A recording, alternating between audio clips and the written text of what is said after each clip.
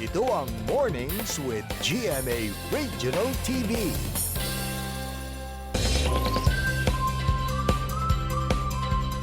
Bago ang world premiere ng highly anticipated Kapuso soap na babawiin ko ang lahat mamaya sa GMA Afternoon Prime, pakikiligin muna tayo this morning ng isa sa cast members ng seryeng ito.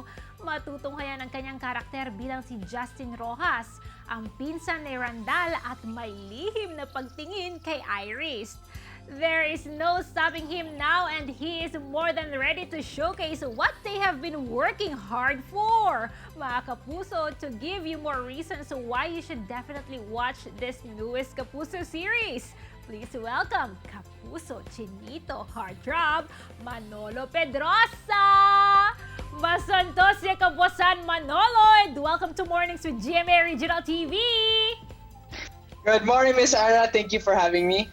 Nako, salamat din sa pagpapaunlak mo sa amin ha. Unang-una, how are you and what's keeping you busy these days, Manolo?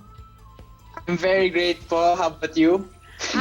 Syempre, very grateful din dahil makasama ka namin today. Yes. So, Manolo. I've been keeping busy, especially sa pandemic. I've been trying to be very productive. Being focused on being healthy, of course, especially these times. So yeah, being healthy. If you weren't acting, what would you have been doing? Kung hindi ako actor, siguro businessman, entrepreneur. Kasi na-inspire ako kasi both my parents are businessmen and I took up entrepreneurship. So siguro, yun nga, I'll set up my own business. Siguro most likely food kasi food din yung business ng parents ko. Wow! So how do you react when you receive a review about your performance? Ako naman po, I take it objectively kung sinabi nila na negative yung comment na, di ka marunong umarte or ang galing na mong umarte. I just take it objectively. I take it, I take it as constructive criticism. So I don't take it personally, just objective. And syempre, after reading those comments, I'll strive harder to improve myself. Nako, tama yan, Manolo! Excited na kami sa babawiin kong lahat na magsisimula na mamaya! Tungkol saan ba? Mamaya na! Yes naman, tungkol saan ba ang babawiin kong lahat? And what's going to surprise viewers about this series? Well, Miss Ara, as the title says, it's about babawiin ko ang lahat. I'm just kidding. It's about a family drama and it's about redemption of the character of Pauline Mendoza. Siya po yung bida dito. And of course, I think masusurprise yung mga viewers natin because on kung paano namin na-execute ang story na ito during the pandemic, during lock-in, stuck po kami sa isang lugar, sa isang bubble, sa isang month, and paano namin nagawa yun.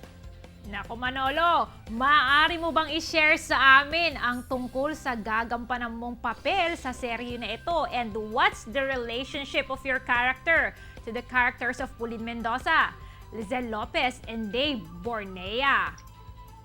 Yes po, I'll play po as Justin. Ako po ay ang parang protector sa story. Ako po yung naghahanap ng solution na in between. Ako yung always in the middle na tumitingin sa both sides of the stories and naghahanap ng solution for that. And ako rin ang napaka-loyal na cousin. Yung relationship namin, we're all classmates po dito kasi may university, of course. And ako po yung loyal cousin ni Dave Bornea dito. Yes, very exciting nga! Kamusta ba ang naging dynamics ng inyong trabaho sa taping from the director, co-stars, staff and crew? Solid po, Miss Ara, because of the lock-in taping and because of the location namin na walang signal, we're forced to socialize or forced to bond with each other. Walang cellphone dito. So talagang nakapag-bond kami and na-realize ko po na sobrang importante ang bonding kasi ang relationship po namin off-cam ay nag-translate po sa on-cam chemistry. Once again, Manolo, why should we watch ang babawiin kong lahat? Please invite our Kapuso dito na sa North Central Luzon! Mga Kapuso from North Central Luzon, please do watch babawiin ko lahat mamaya na, and please abangan niyo po me as Justin. Manolo, saan ka ba namin pwedeng i-follow? Facebook, Twitter, at Instagram at Manolo Pedrosa lang po. Nako, thank you very much, Manolo. Have a great day. Stay safe. Thank you, Miss Ara. Stay safe too.